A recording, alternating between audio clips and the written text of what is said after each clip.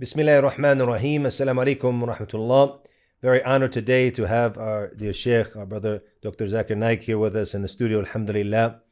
Alhamdulillah, when I started my da'wah in 2008 and then in 2009, my first international da'wah experience was in Canada and then with you guys in Peace TV, alhamdulillah. So, and a long time from then. So, alhamdulillah, a very special place in my heart when I started my da'wah. Alhamdulillah, we've, benefited from you throughout the years. So when we're here together in Qatar, I want to be able to benefit. And this podcast, it kind of came about, not really planned, but I had all the du'at who came from outside. When we did it, the first one was actually from your students, from Salman, from Japan, mashallah. I want to know how to give da'wah in Japan, because I know there's different styles of giving da'wah. So we started with him, and then it went out, alhamdulillah. And now we're benefiting and having you, alhamdulillah, here. And we have several questions. The first question I want to ask, which everyone's going to ask, what is your situation now? People want to know. Everybody's making dua for you. They're concerned. What is your current situation? Alhamdulillah. Wassalatu wassalamu rasulillah wa ala alihi wa sahbihi ajmeen.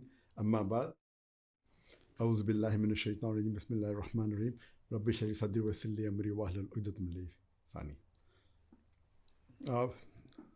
I welcome all the viewers with the Islamic greetings. Assalamu alaikum wa rahmatullahi wa barakatuh. Regarding my situation, most of us know, most of the viewers may be knowing, that in the year 2016, because of my dawah activities worldwide, and especially in India where I lived, the new Indian government that came to power, that the BJP government, and the Prime Minister Modi, he was appointed the Prime Minister in 2014, and 2 years after that, that to get more vote bank, there was Islamophobia, and his attack on Islam and Muslims was very evident. And I was one of his first target. When there was a bomb blast in Dhaka in Bangladesh, amongst the few terrorists, one was a fan on my Facebook. And the Dhaka newspaper said that one of the fans of Dr. Zakir Naik on the Facebook, he did the bomb blast. And the Indian media took it from there and said, Dr. Zakir Naik inspired. And the Bangladeshi newspaper corrected that we never said Dr. Zakir Naik inspired, but one of his fans did it. So because of that, I had to do hijrah in the year 2016. And among the various countries that were available, I felt that Malaysia was one of the best available Muslim countries to do hijrah. And 2016, mashallah, I did hijrah from India to Malaysia. I was already outside the country when the issue started, and I decided to go to Malaysia. And alhamdulillah, I never thought in my dreams. I knew that I would have problems in India regarding dawah. I was prepared for that, but never thought in my dreams that they would lay an allegation of terrorism against me, because I've given talks to various of the police all over the world, including in India, in the National Academy of the Police, about fighting counter-terrorism. Yeah, I've seen many of the lectures. Very clear. It couldn't be clear. And I've given talks against terrorism. So how could they lay that allegation? But alhamdulillah, that is the story. So then we did hijrah. And alhamdulillah, Allah has been very kind that after we did hijrah, we left our home country, our home city. Allah increased my dawah. Alhamdulillah. We always planned, we had consultants from McKinsey. McKinsey is one of the best consultant company in the world. Inshallah. And when we were thinking about Peace TV and the activities, we were thinking that how we should let the activities continue. Tomorrow, if I'm not there, what should happen? So we were planning that how should I have a person in the administration, person in Islamic field as a da'i. So we planned everything that what will happen after I die, how should the activity continue? And as people know that we had more than, mashallah, 500 paid employees in the Bombay office, and additional many parts of the world. But we never planned that what would happen when everyone would be there and I'm not there. So the government banned the organization, and it was a different situation. We never thought of it, that everyone would be there and I'm not there. So you had a plan B, but you didn't have a plan C. Yes. So the thing was that when we went to Malaysia, I'm there and no one is there. So we were planned that when I would not be there in Bombay, how would it continue? But the organization was banned. So I was available for dawah and everyone else could not do. So we never planned that when I would continue and no one else would be with me, what to do. But But the main point we forgot, that Allah is the person who's the most important. So no one is there, but Allah was there. So when we did Hijrah, we had no staff. Without any staff, we continued in Malaysia, but Allah's support was there. Therefore, I always say that, as Allah says in the Qur'an, Surah Imran, chapter 3, verse 160, if Allah helps you, then none can overcome you. If Allah forsakes you, who will there, then who can help you? So McKinsey never planned that if no one is there and I'm continuing, what will happen? So alhamdulillah, the dawah increased, our style increased. Of course, in India, we were mainly focusing on comparative religion and giving logical answers to the non-Muslims. When we did Hijrah, I started my weekly question answer session. Initially twice a week, then became once a week. And then my son came, then he's doing once a week, I'm doing once a week. So there we had a different thing which we wanted to do in India, which could not. A live question answer session because of my busy schedule. And we knew it would be difficult in Bombay to do it. So from Malaysia, where the atmosphere is much more better, much more harmonious, we started the live question answer session, which took dawah on a different level. Because normally when we have question answer session in public, it's not planned. Anyone can ask any question and we have to answer it. And many questions were repetitive.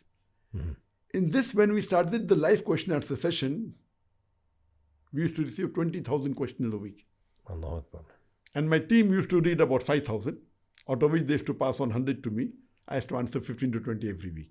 MashaAllah. So now we created a new data bank in the past 2 years, more than thousands of questions, mashallah, we answered. Exactly. So this was a new thing which we felt would be an asset to the dawah. So dawah increased. The Facebook following, which was 14 million, now has reached 23 million, mashallah, by Allah's grace. The YouTube, which was only 400,000, because we never concentrated on the social media. I was concentrating on Peace TV. Peace TV, exactly. So, which was only 400,000 YouTube, now it is 3.3 million in a span of a couple of years. MashaAllah. The Facebook from 14 million went to 23 million, mashallah. So, I felt that without the staff, but Allah's help continued, the dawah activity increased and the reach increased. And now, before we used to travel, there used to be people, always, wanting to meet and recognizing us. But now, the reach is much more. People recognize us multiple times more than what it was in 2016. So I believe, in short, alhamdulillah, if we have to pinpoint, we can take out maybe 1 million problems. What has happened? I had to leave my home. I had to leave all my property. My property was taken, maybe 100 million riyals worth of everything taken by the government. But it was a blessing in disguise. And I used to pray in my tahajjud every day that, Ya Allah subhanahu wa ta'ala, let my life and my wealth be sacrificed for the cause of Allah. So when we did Hijrah, Allah heard half of my dua, that my wealth was taken away. And I'm waiting for the second half to be fulfilled, that may my life be sacrificed for the cause of Allah subhanahu wa ta'ala. So in short, mashallah, dawah increased, and our focus, which was mainly on comparative, now it's already available on the YouTube, on the social media, on the video, on the Peace TV. Now we are concentrating on other aspects, on how to reply logically to the non-Muslims, to the Muslims, to the shubhat that are raised on the social media. So we can pick the questions and reply to the questions which were unanswered before. And secondly, being in the political field, we meet more heads of states now than what we had before. Alhamdulillah. So we are contributing in some way to the growth Islamically worldwide. This dua, actually, that was the second question I had wrote down during our dinner last night, and you had mentioned that this dua. I found that very powerful. That you made this dua, and how many people would do that? Would they make dua that Allah would take my life and my wealth in the path of Allah subhanahu wa ta'ala? And you mentioned that half have been taken. And may Allah subhanahu wa ta'ala grant us all husn al-khitam, inshallah, a good ending, inshallah, pleasing to Him.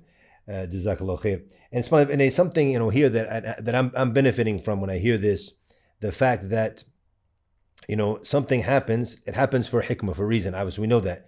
So maybe if you were still in India, you focus more on Peace TV, whereas maybe the impact of social media now is more prevalent. You wouldn't have focused on the social media maybe. So now Allah subhanahu wa ta'ala, like you said, you have all of that. You don't Peace TV, you have that, protect it. It's still out there, it's beneficial. We'll talk a little bit later about Al-Hidayah, where people can find that, inshallah. But now the social media you have on top of that. So yamkuruna wa yamkur Allah wallahu khairul makirin. Alhamdulillah. So they plan and Allah plans, and Allah is the best of planners. Alhamdulillah. And one question I always like to ask when I sit with the brothers who are the pioneers of the da'wah, is different mistakes that they believe they made in the da'wah, that if they could go back and do it again, they would do it like that, so it would have been better than the dawah. And I always say that, even I tell like the youth, when I was in my jahiliyyah, a very bad jahiliyyah, but one of the reasons I didn't get in more trouble than I did is because the elders, I would benefit from their mistakes, so I would make the same mistakes. So I remember when I visited Sheikh Husseini some time back in Malaysia, I asked him about the mistakes I made in dawah, and that was actually the whole topic that we talked about. It's on my YouTube channel.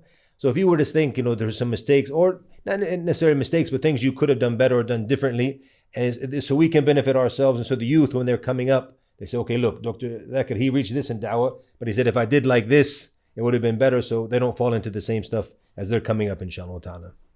Regarding the question that, is there any mistake I did in my journey towards dawah, and what if I was given the choice to do? They're two different things. Yeah. As far as mistakes are concerned, I don't think so there's any mistake, or I don't think so I want to go back in life and rectify anything, because Allah is the best of planners. I mean, seeing the life that it was, how I went from a doctor of a body to doctor of a soul. I changed my profession from medical doctor to a da'i. Of course, I wouldn't want the same for my son. But is it a mistake? I said, no, it's not a mistake. Because if you ask me that would you want my son to do the same what I did? I said no. I wouldn't want him to become a doctor. Yes, we chose to become a doctor. At that time, I thought that doctor is the best profession, trying to treat the patient and people, it will be a best service to humanity. But when I got inspired by Shaikh Ahmad Didat, who's the person who changed me from a doctor of body, doctor of soul, and when I learned from the Qur'an, from Surah Fussilat, chapter 41, verse 33, where Allah says, وَمَنْ أَحْسَنُ قَوْلًا مِمَّنْ دَعَا إِلَى اللَّهِ وَعَمِلَ صَالِحًا, that who is better in speech than one who invites to the way of the Lord, works like this and says that I'm a Muslim. So here we realize that the best profession mentioned in the Quran by Allah subhanahu wa ta'ala is da'i. There's no better profession. Allah Akbar, Allah Akbar. But at that time, Ania was the best profession, which we thought was the doctor. It's a good profession, but nothing compared to a da'i. So at that time, I feel maybe Allah has His own plan. But if you ask me, does a da'i have to become a doctor? It's not required at all. Yes.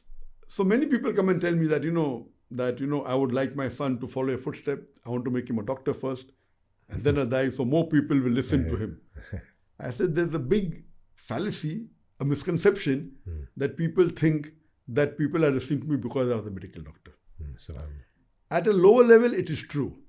If a layman is giving a lecture, or if a doctor is giving a lecture, then people would listen more to a doctor. So if a layman is giving a lecture, maybe 10 people would come. If a medical doctor is giving a lecture, maybe 25 would come. At a lower level, I do agree it carries a benefit. But when you reach a higher level, it doesn't make a difference at all whether the person has a degree or not, whether he is a doctor or not. And the best example is Shaikh Ahmad Didat. Shaikh Ahmad Didat he had only graduated standard 6. Can you believe? He's only 6 standard pass. I thought you were going to say high school. Metric. No, not even finished high school. Not even school, Riverside High School. Only a person who passed his 6th standard, he is challenging the stalwarts of Christianity, like Jimmy Swagat and the other people. It's Allah's plan. That doesn't mean that every da'i should be only till standard 6. No. There's Allah's plan. So, same way, Allah thought that, okay, fine, to be a doctor, I became a doctor. So I don't think so people are coming for my talk because I'm a medical doctor. At a lower level, fine. At a higher level, the degree doesn't matter. Didat hasn't gone. Sheikh Didat hasn't gone to an Islamic university. He has not gone to a normal formal school also. It was Allah's help. So once it is mainly Allah puts love into the heart of the people who he should be loved. So main is Allah's help. So it was Allah's plan. I'm very happy about it. But I would not do the same for my son, because normal thing is not that you should become a doctor to become a da'i. Because what is required in dawah, in the field of medicine, I can teach my son in just a couple of months. He doesn't have to go those 5.5 years of medical practice. But naturally, the best is going to an Islamic school, Islamic university. I didn't go to any Islamic school. I did not go to any Islamic university. That doesn't mean my son should follow my footsteps. That was Allah's planning. But for my son, what I remember, I was inspired by Shaikh Didat at the age of 27. And then I started. I was a good practicing Muslim. Alhamdulillah, like an average Muslim, praying 5 times a day, not telling lies, good. But there was no passion of dawah in me. If you compare myself with my son, what my son did in his childhood, I didn't even do 0.001% of that. What my son achieved at the age of 25, maybe it was 1,000,000 times more than what I achieved in the field of dawah. Now he's at the age of 28. At the age of 28, I know what I was. My son is Hafizul Qur'an, he knows Arabic as a language, his English is very fluent. So, but naturally, in terms of worldly assets, my son is 1,000,000 times better than me at the age of 27 or 28 compared to me. We're going to do a podcast with him too, inshallah, soon, inshallah. But does it mean that he will have the same following? It is mainly Allah's help. So I tell my son, what we could not do, we trained our children.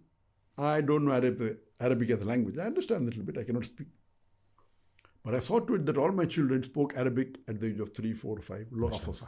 All three of them. My son and both my daughters. So I'm not Hafizul Quran. People think I'm Hafizul Quran. All my three children are Hafizul Quran. So if you say, what I did and I would not do, no, I'm happy with it. Yet I can quote the Quran, what Hafizul Quran cannot do. The references I give, a normal Hafiz cannot do. It's Allah's planning. So I cannot say that is there any mistake which I would not want to do. But if I plan for my son, I would plan something better than my childhood. As an average person, so average da'i, if a person comes and says, I want to become a da'i, I will give him a blueprint. And if you see, it doesn't match at all with my childhood. But at the end of the day, the most important is the help of Allah. So with all your education, now my son will doing masters, inshallah he'll do PhD, maybe double PhD, but that really doesn't help in dawah. Yes, it does help to a very small level.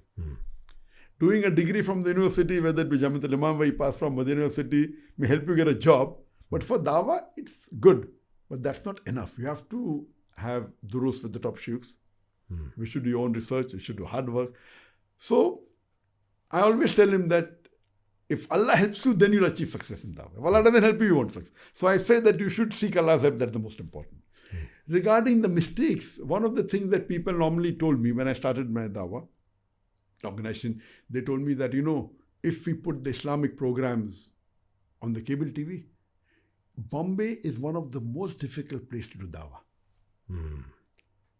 So my brother and my colleagues told me, if you start putting Islamic video cassettes on the cable TV, every cable operator had 100,000 houses, 50,000 houses. It will be difficult in Bombay, they'll stop it. I decided, if they are willing to put, let's put wholesale. If they stop after 6 months, no problem. And Alhamdulillah, we started that and we continue now. We have Peace TV, which is going all over the world, mashallah. We cannot say that we were intelligent or we were smart, that we were able to do dawah in Bombay, a city which is one of the most difficult places in the world. It was basically Allah's help. I cannot say that I'm intelligent or I was smart, not at all. We had faith in Allah, we did it and we got through. The other thing that people objected, that when we used to take Shahada in the conference, our peace conference was the largest Islamic English conference in the world, where 1 million people used to come over 10 days. In one setting, 300,000 people. There's no Islamic conference in the world, English conference, where such a large gathering comes.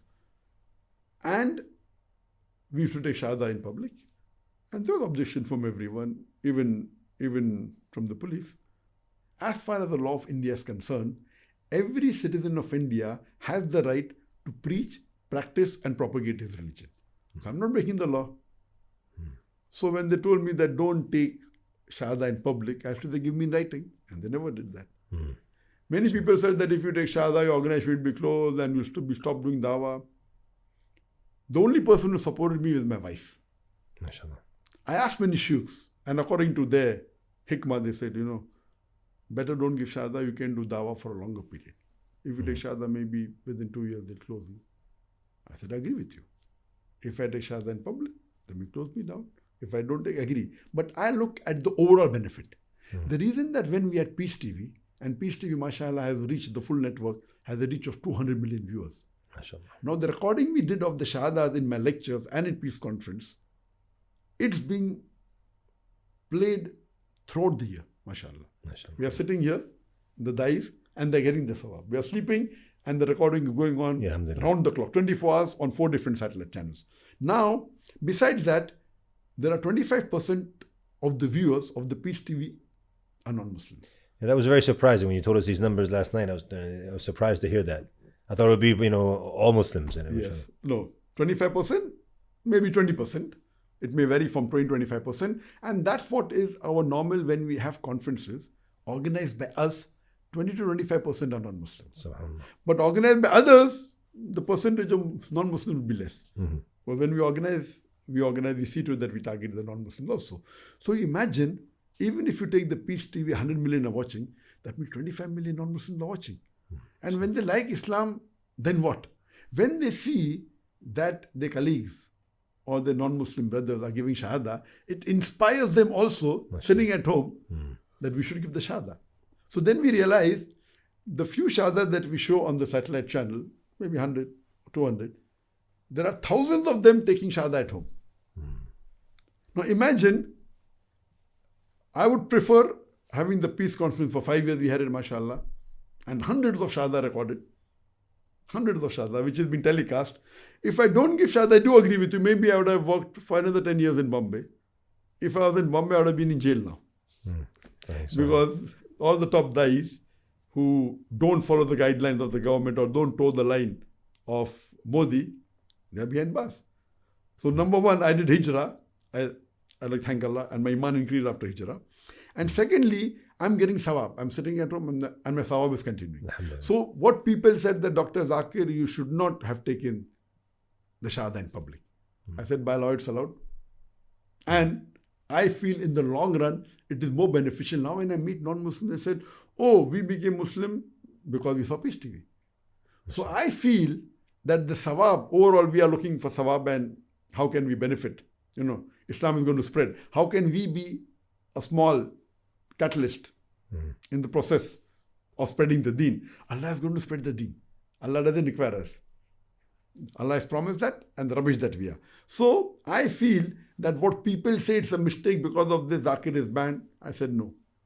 If I was given the opportunity, I would maybe do it more. Maybe I would shoot more of the Shahada, because I'm not breaking the law of the country. It is not going with the policy of some of the politicians, that is their problem. So I feel that if I, looking back in my dawah life, the way Allah planned it, I don't think so that, yes, as a human being, I'm not saying that I'm perfect.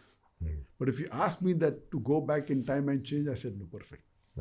It's Allah's plan. Good that I'm a doctor. I will not make my son a doctor. And I tried to study Arabic. I went to Saudi Arabia a few times, but Allah has His own plans, I went with the best of teachers, but I could not stay for long. I had planned. I feel, and when I went and I met Shaikh Abdur Tarifi, I feel he's one of the best living scholars in the world from Riyadh. And he was very close to me. And he told me that, Dr. Zakir, I don't think so. You should start a channel in Arabic. I said, why? Or give lectures in Arabic. He said, why? He told me that now the Arab world loves you. You don't speak Arabic. If you start speaking Arabic, then there'll be competition. I said, mashallah. Interesting. He's a great scholar. And that is the same thing that happened in India. In India, I used to initially give lectures only in English. When the Joint Commissioner of Police in Bombay, who was a non-Muslim, he said, your lectures are very good, but I'll not be happy until you give in Urdu or in Hindi, because that's for the masses. Yeah, understand. And when we started the Peace TV Urdu, I started speaking in Urdu, though it's not very polished, but people started liking it. And my audience increased. But the people who were very popular Maulanas, and the people who were sheikhs in Urdu language, they started maybe not liking it. Some even gave the fatwa that I'm a kafir.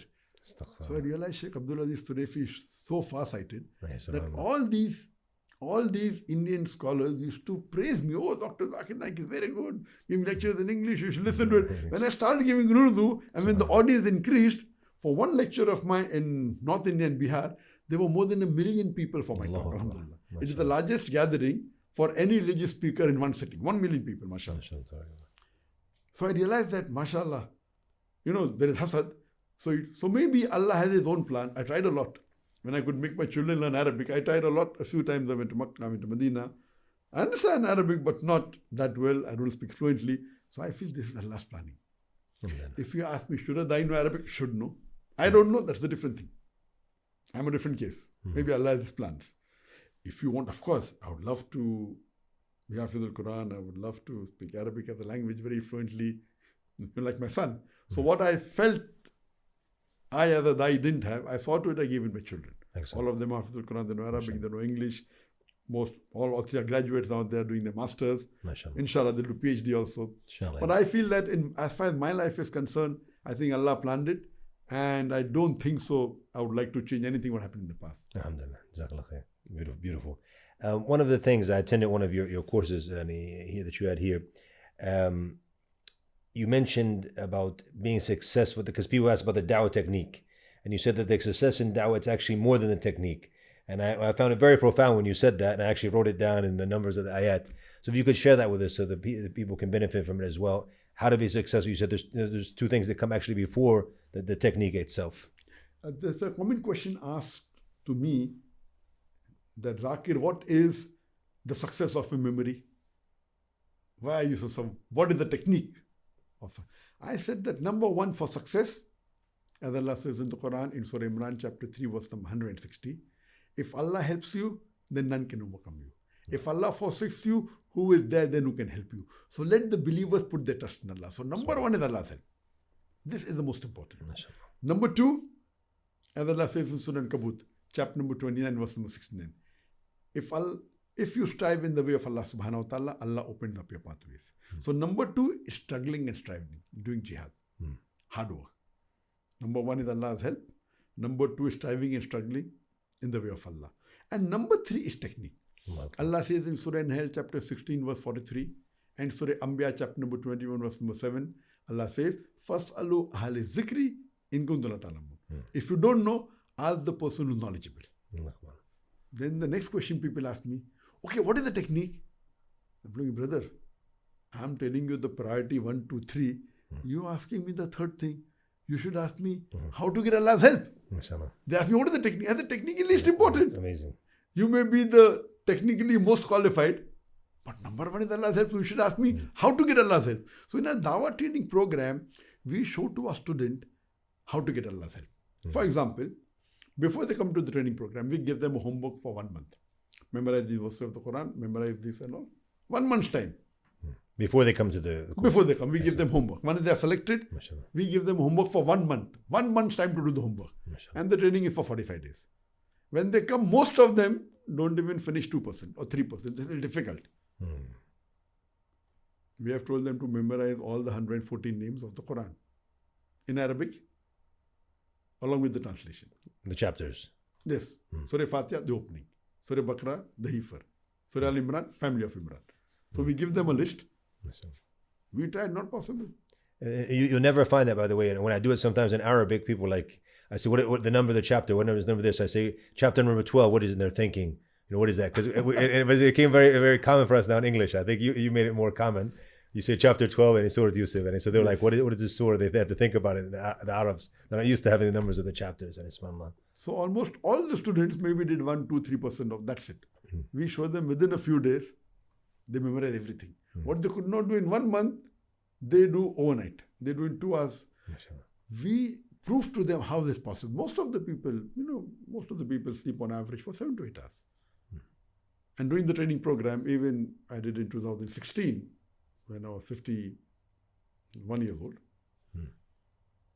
In the training, normally I sleep for 3.5 hours. During training, I sleep for 2 hours and be on the stage for about 12 hours. And Allah's help is there. So even they saw to it that if you strive and struggle, you get Allah's help. So we showed them how to get Allah's help. We showed them how to strive. And then the technique is there. So best is in any work, any good work, Allah's help is the most important. Whether it be business, whether it be studies, whether it be anything, whether it be dawah. Number one, it is an open secret. It is a formula for any good work. Number one is Allah's help. Second is strive. Allah. And how to get Allah's help? Is by striving and struggling. Why should Allah help you? And we see that the most difficult tests were on the Anbiyas. Our Prophet said the messengers were given the most difficult test.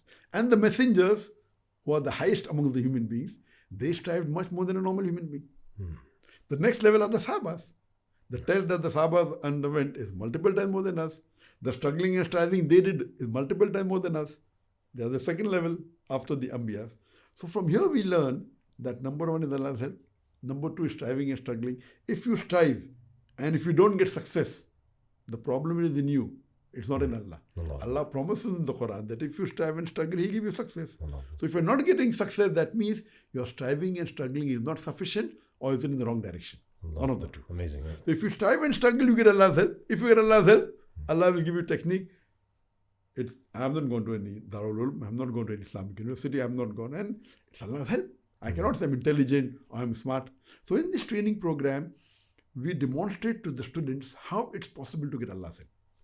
And we hammer it in his brain that Allah's help is the most important. MashaAllah. Then comes striving and struggling. Then comes the technique. And we show the technique. But without Allah's help, all your technique is useless. Yeah, when I heard that, I said I had to write that down. It was very beneficial. I benefited a lot from that. MashaAllah.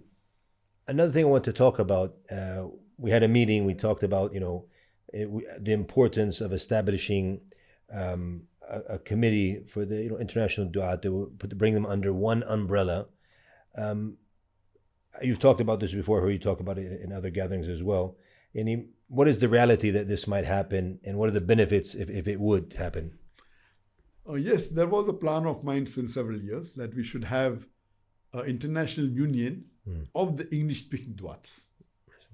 There's a Muslim International Union of the Muslim scholars that's based in Qatar, where Shaikh McCarthy, may Allah grant him Jannah, he was the head. But I always said that if we have this organization, it should be effective. Otherwise, it's useless. Exactly. Every guy has his influence, has his following. He can do it. But if it's an organization which is strong, which is heard, the most important thing, because if you see the political scenario now, it's very difficult for the Muslim du'ats to travel or to do dawah.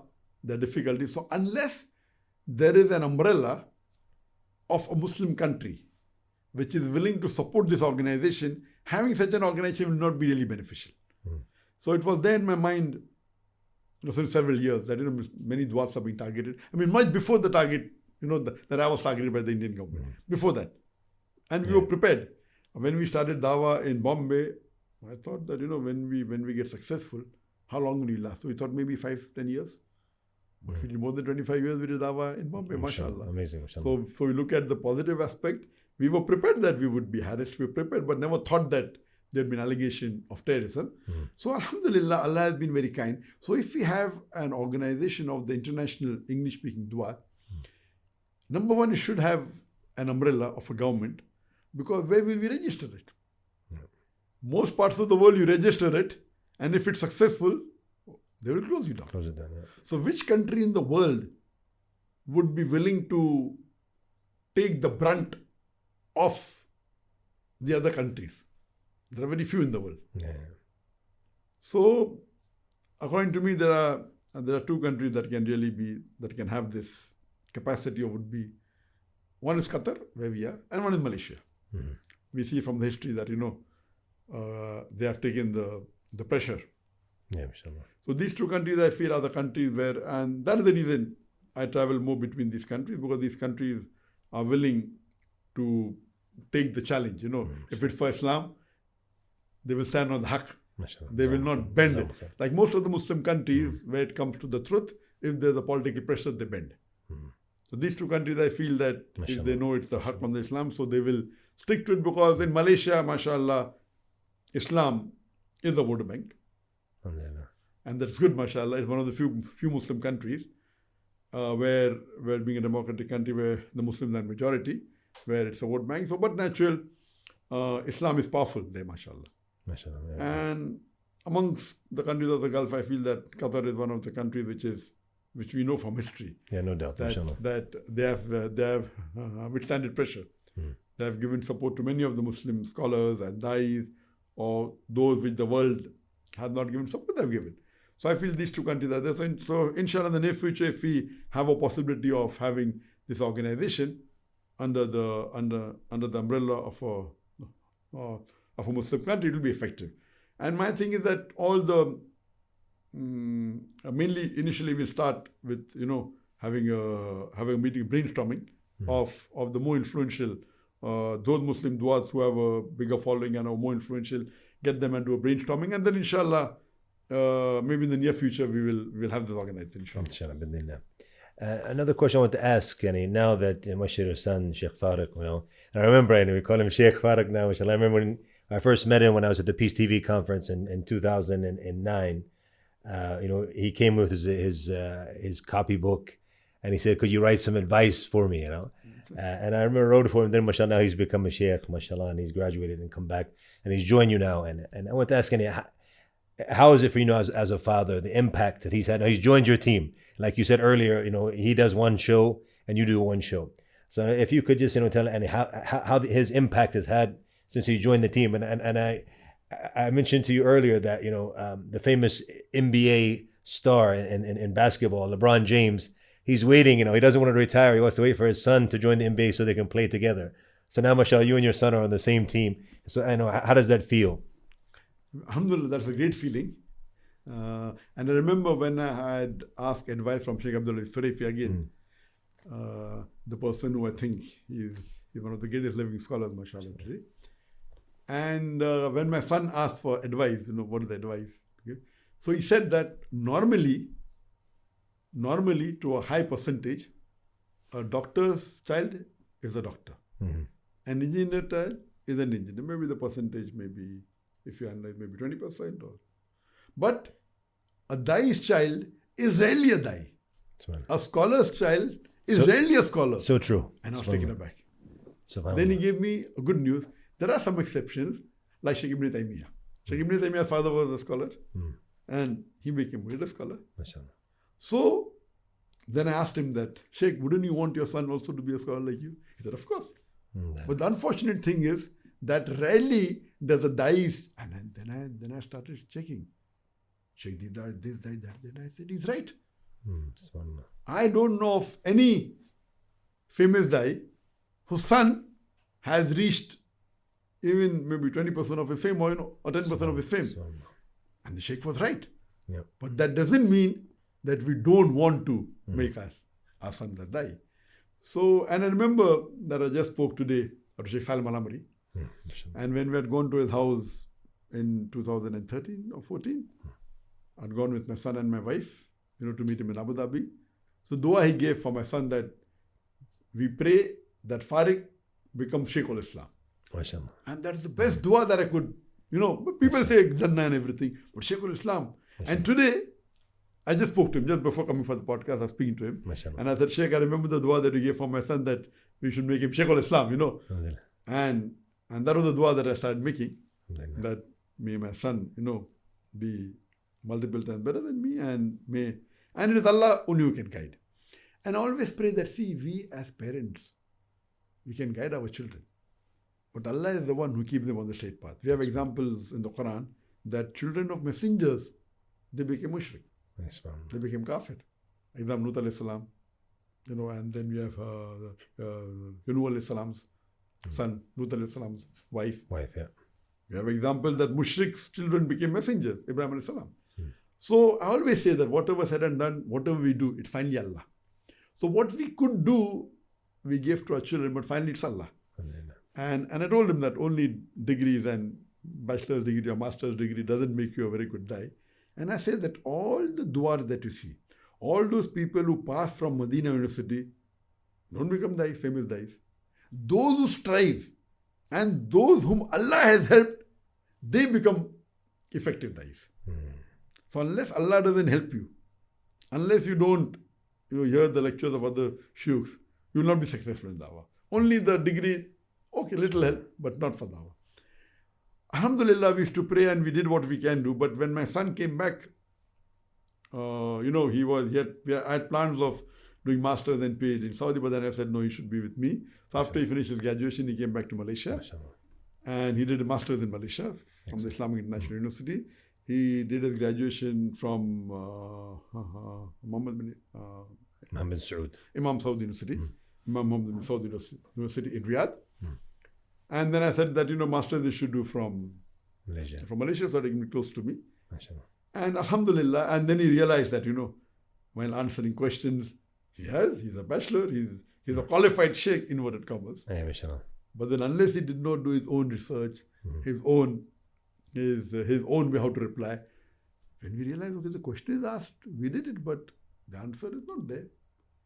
We know we are bachelors, but we have to do our own research, we have to do our own struggling, and that changed his life, mashallah. MashaAllah. Very good. So after he came back, mashallah, before he used to just repeat my lectures, and that's what we train, that if you're a kid, you cannot do research.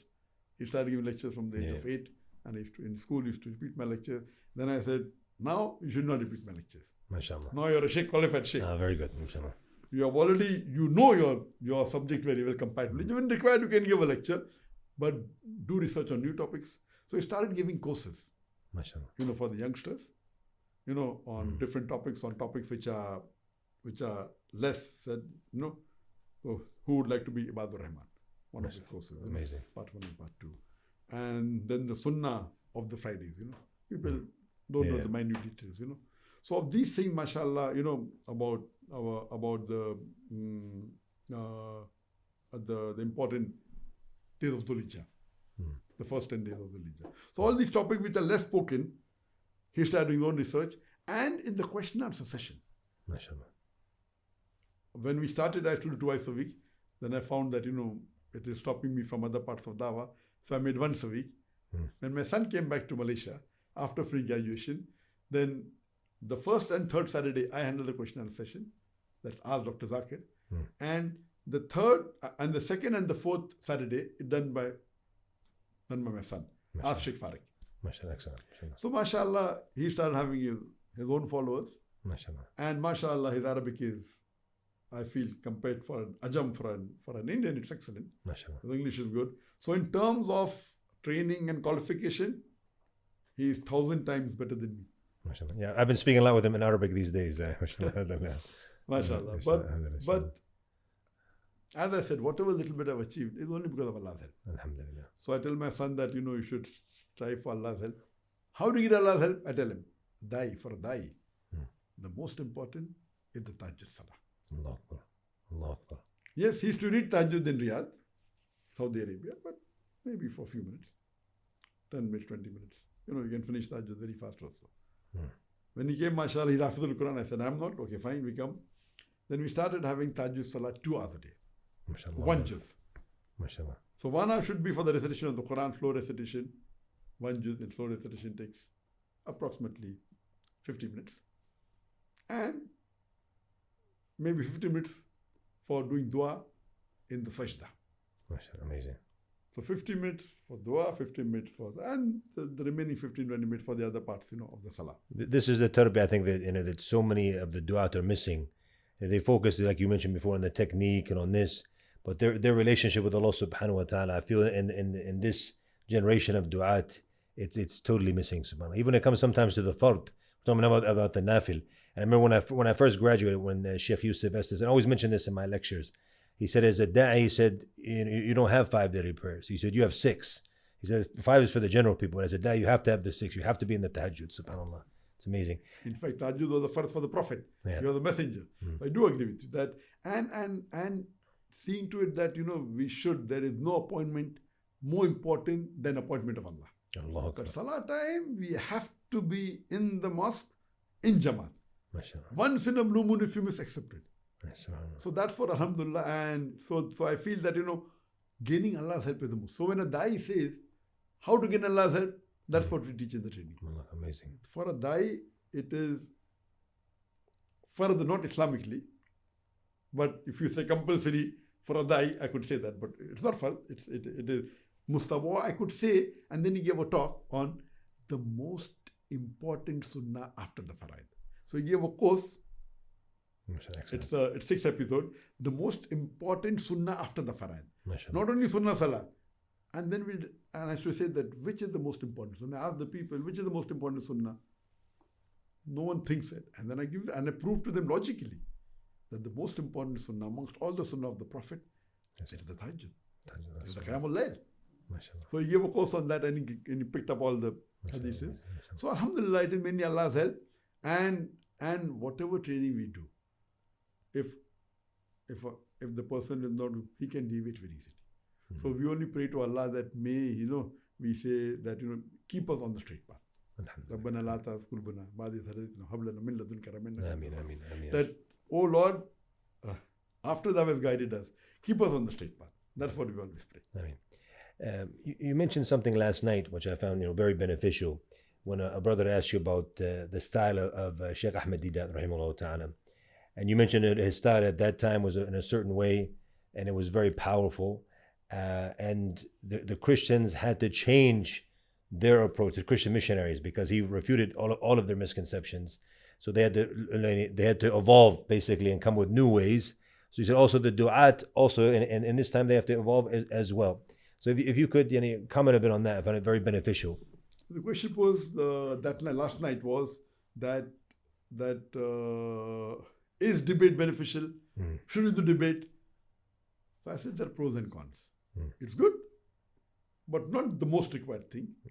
But at Shaykh Deedat's time, during the 70s and 80s, at that time the Christian missionaries used to do their missionary activity in a particular style. They used to pick up the Qur'an, they used to find faults in the Qur'an, and they used to promote the Bible, that the Bible is the word of God. And Shaykh Deedat, alhamdulillah, who was only 6th standard pass, he challenged the whole Christendom alone. No scholar can do that. But mashallah, he was only 6th standard pass. With Allah's help. He used to strive. He used to struggle. He was a salesman. And while, he was born in India, and at the age of 6 or 9, he migrated to South Africa. Because of his poor background, family background, he could not study. And he was a driver, a salesman of the furniture store. And when Christian missionaries used to come and hammer and you tell him, you're a Muslim and there are mistakes and all, he didn't know what to do. And then he found the book Izharul Haq, and that's how he got the information. He started replying. While replying, he got results, and that's how he became the world famous guy, mashallah. So the thing is that time, I remember that I told Shaykh Deedat, in 1987, the first time I met him, when I was in my second year medical college. And I told him, uncle, why are you so aggressive? He smiled and said, son, I'm not aggressive, I'm militant. Mashallah. And there are 2 ways to fight the devil.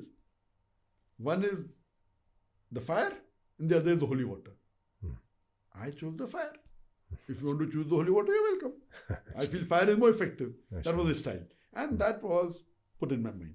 So when I started doing dawah, I tried to copy his full matter, memorized it, and in a very soft way I spoke.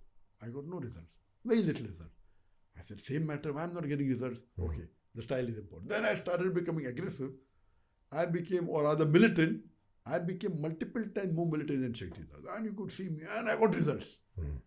People started listening to my lecture. I was very militant. But then with experience, I came to know that a dai should be versatile.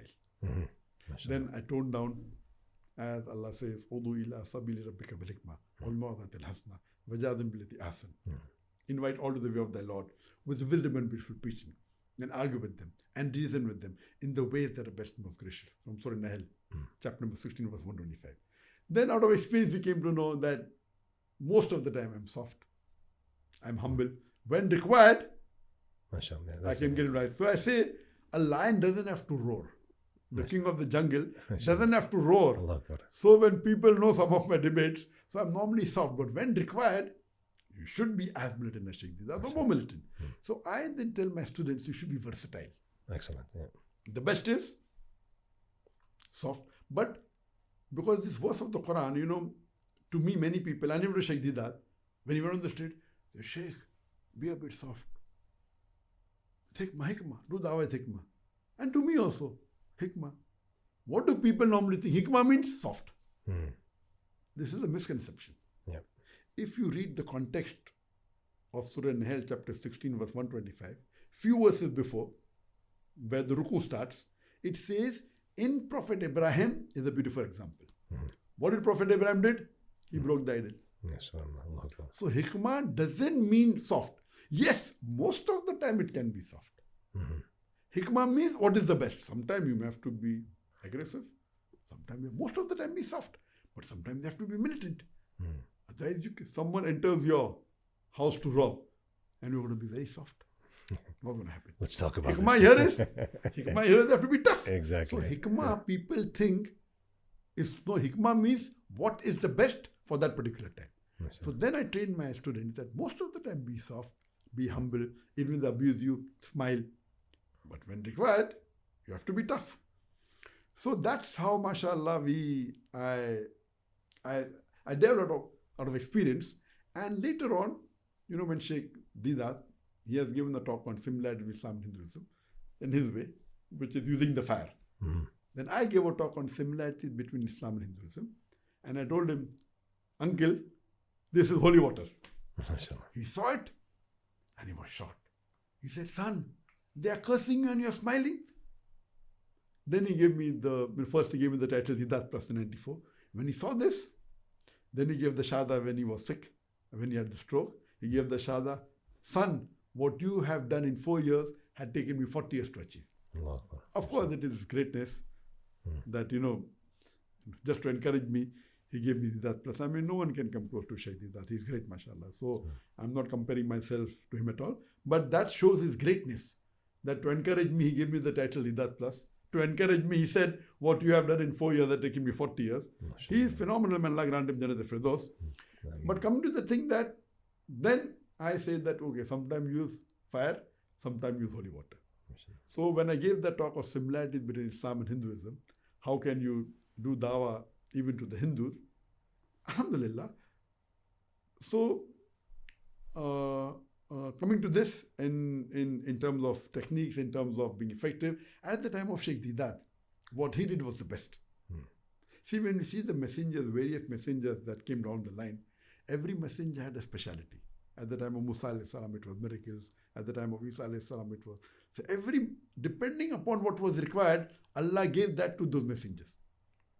At the time of Muhammad sallallahu alaihi wasallam, it was the purity of the Arabic language. No one could produce that. So at the time of Sheikh Didat, what he did was the best, apt.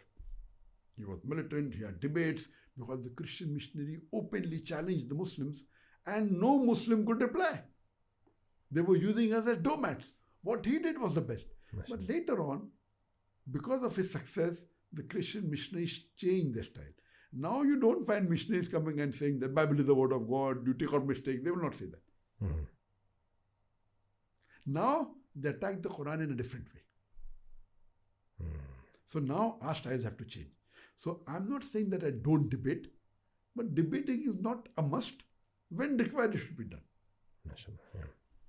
So now a da'i should be more soft, should try and reply the answers with hikmah, try and reply the answer with reason, logic and science. So now the things have changed. So I feel a da'i should know how to debate when required, should know how to be militant when required, should know how to be soft.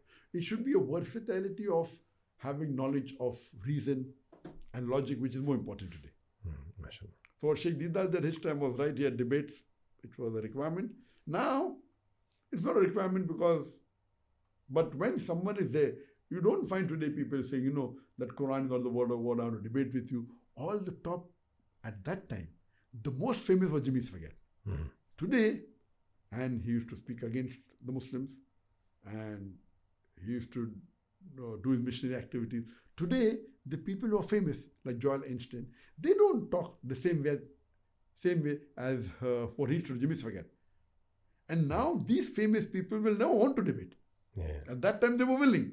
Now that's the reason I say that when someone, now there may be Christian missionary who won't debate me, those which are infamous. I don't want to make them famous. Yes, well, therefore, I have a criteria.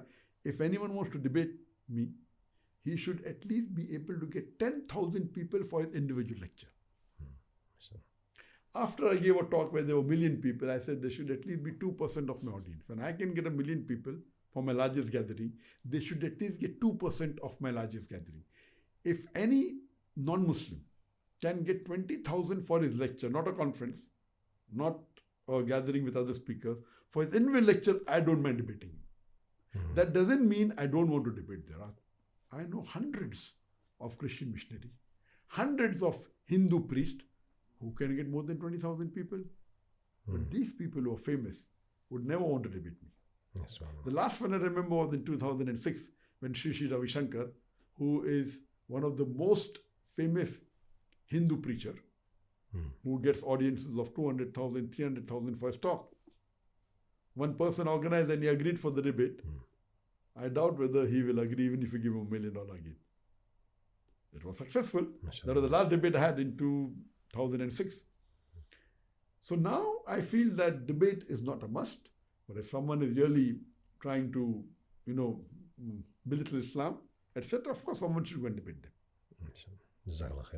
Two things, inshallah, before we wrap up.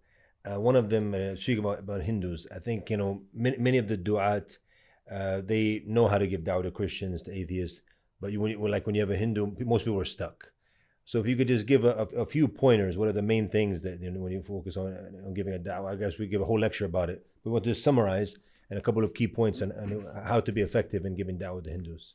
As far as doing da'wah, one of the master keys besides Surah Nahl chapter 16 verse 125,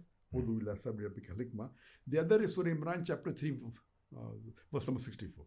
Where Allah says, Allah says, Qul ya al-kitab, O people of the book, ta'alaw ila kalimatin sawa'im bayna bainakum. Come to common terms as between us and you.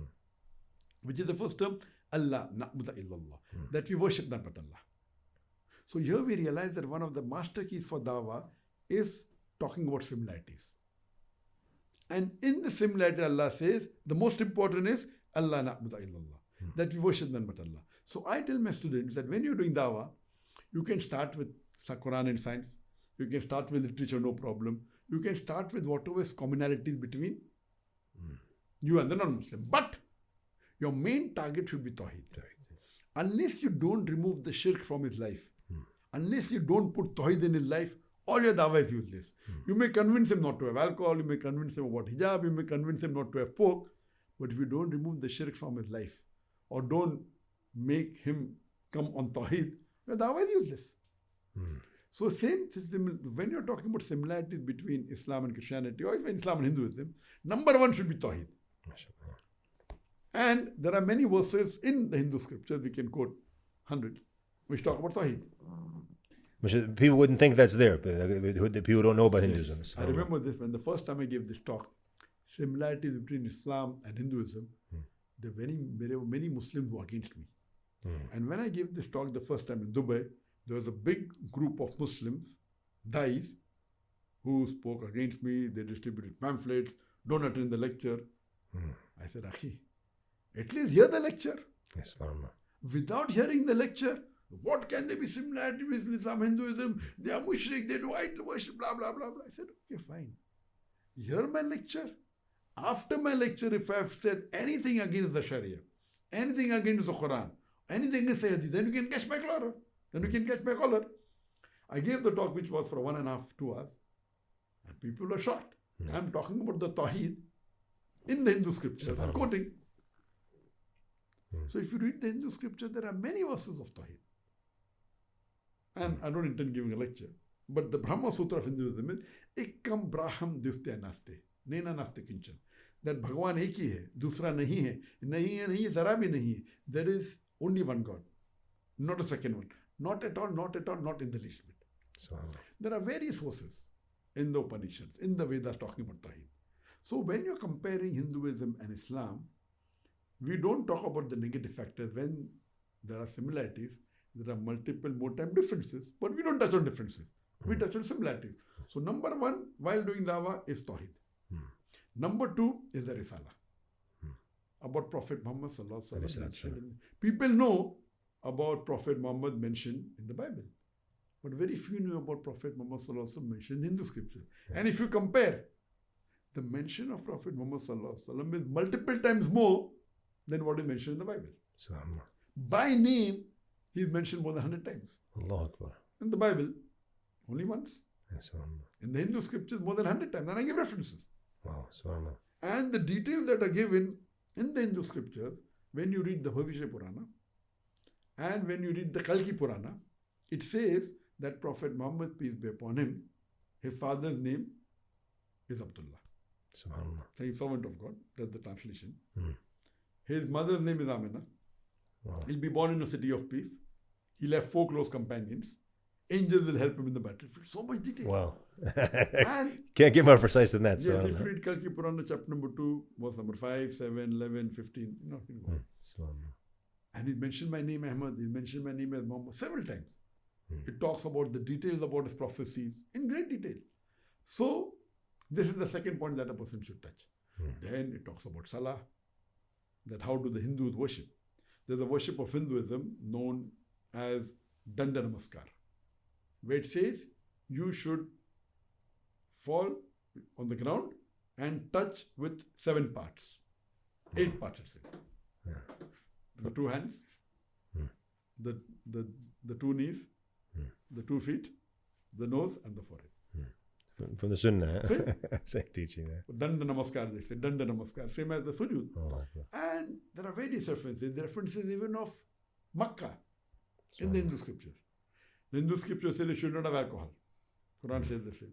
The Hindu scripture says you should not have pork. Wow. How many people know? Hindu scripture says that you can marry up to 4 women. They put it at 4, huh? Yes. So the thing that there are so many things which a lay Hindu doesn't know. I'm giving references. So after the talk, I'm giving references. Yes, there are references also, but I'm not touching the references. So I say that if a Hindu, I told the Indian government, why don't you teach Sanskrit to the Hindus so that they read the scripture and they come to know, then the Muslim and the Hindu will be more closer. Yes, well. And I've written a book on similarities between Islam and Hinduism, and even a lecture is there. It's about 2 hours. So all the details are given in this. You can put the link inshallah in the description, inshallah. The last question, and you mentioned something last night which I found very powerful, which was your wish before you die about Islam entering every home. So I think that could be a good ending, inshallah ta'ala, if you could talk a bit about that. Yes, people normally ask me that what is the desire, what do you want to do? So I always say that I pray to Allah that, the hadith of the Prophet that inshallah Islam will enter every home. So I pray to Allah that to make me instrumental. He doesn't require me. He doesn't require anyone. To make me instrumental in the fulfillment of this hadith that inshallah Islam will enter every home. Jazakallah khair. Barakallah feek. May Allah make us all instrumental, inshallah, and be that part, inshallah, and be from those who help, inshallah, spread the message. Jazakallah khair. Thank you for your time. Thank you for coming today. Barakallah feek. It was a pleasure to be with you tonight, inshallah. Barakallah feekum. Jazakallah khair.